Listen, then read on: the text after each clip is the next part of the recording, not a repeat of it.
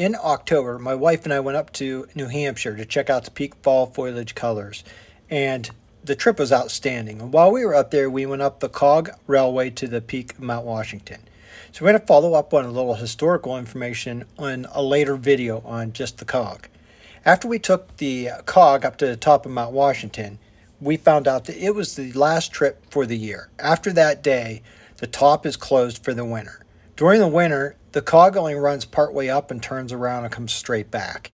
On our trip to New Hampshire, we want to say that Timber and Nessie, our adventure hounds, did go with us, but they could not go on the Cog. Dogs are not allowed. So, please watch, like, share, and subscribe to our videos if you like our content. On our climb in the Cog up the mountain, you're seated in a carriage car and you're pushed by a biodiesel steam hybrid locomotive on a narrow gauge track. You have a guide, and he was very funny, very informative as well, and he points out key landmarks and other important information. He points out historical facts and facts about the railway and how the Cog functions. I'll do a more historical video on the actual Cog at another time, but let's look at our trip. So we start at 2,700 foot, and we go up to 6,288 foot in elevation. Let's watch a short clip from inside the carriage car.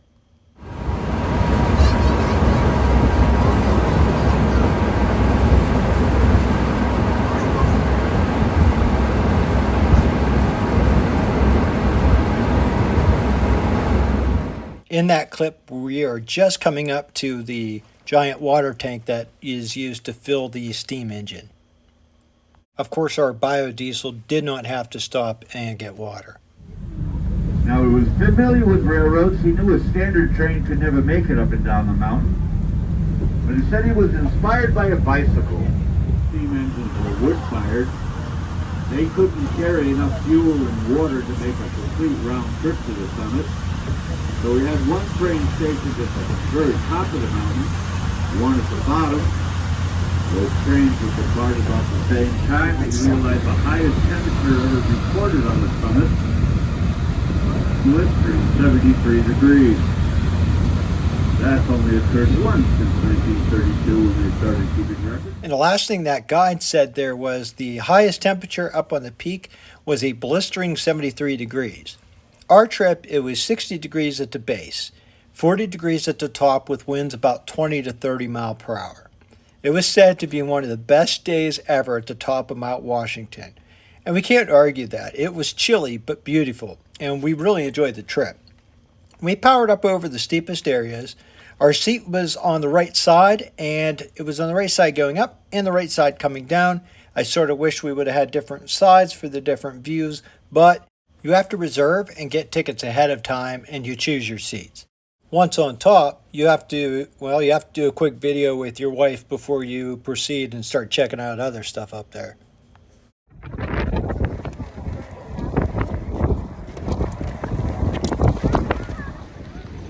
Where are we at, honey? Mount Washington. We're at it, Mount Washington. Summit. Get to your cars. They're back. Once you are up on top, you have about 1 hour to walk around and check out the sights. There's a gift shop, there's an indoor food place. I say skip the gift shop and indoor food place. You can hit those at the bottom. For the time you're up on top, which is only an hour, enjoy the outdoors. There's a very short line to get up to the official summit, so wait in line, get your picture taken up on the official summit, then walk around and see the full view from all sides. The views were incredible. It was sunny, windy, but it wasn't snowing, and it was clear for us. I believe they said that we had over 100-mile visibility, but I remember them mentioning that we were looking into Maine, Vermont, and Canada. We like the fact that one building was chained down due to the wind.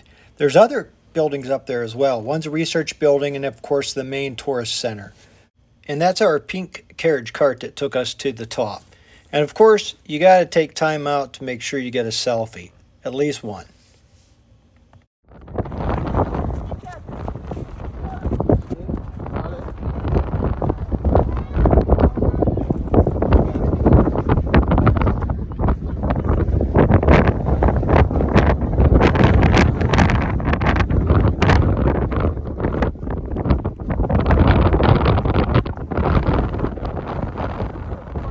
And no matter where I go, I end up taking pictures of the geological survey markers. I can tell you that this one's pretty beat up because people walk over it time and time again. The buildings up there are pretty tough and they have to withstand some horrible conditions. So basically they're made out of rock and some of them look like they're half covered. Enjoy your time on top, grab that summit picture, but be careful of the ice. It is very icy. And make sure that you catch your ride back down. Otherwise, you may have to wait a very long time. We were warned about this time and time again. The carriages and the seats are usually filled up, and they usually have one additional carriage car at the end of the day in case somebody misses their ride earlier. And he did mention that it can get quite expensive, so I suspect they're going to charge you another seat fee. After enjoying your time on top, catch the ride back down, and you're going to be amazed. It does look and feel completely different on the way down.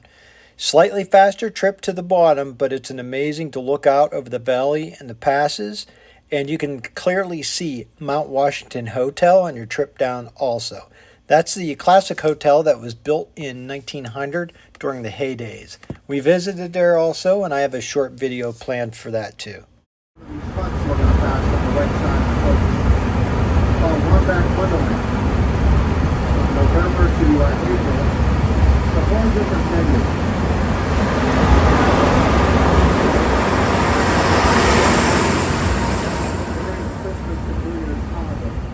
The views coming down are a really stark contrast between the snow and then the transition into the green again. But you can also look out into the mountains surrounding Mount Washington and see the snow tops too. By the way, you're going to pass other cogs going up and down during your trip. You may pass some hikers as well because their trails on the way up to the peak cross underneath the cog several times.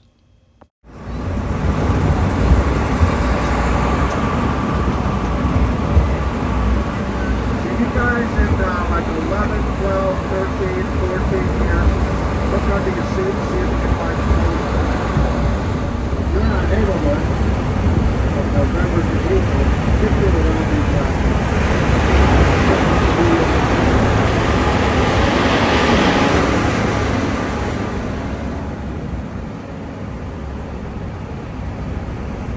these And that's your trip on the cog.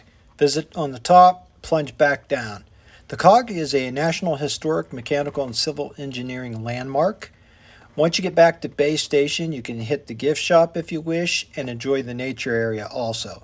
I showed you the cog. You can also hike to the peak of Mount Washington and drive as well. Several options, all one peak place in the end. Thanks for watching.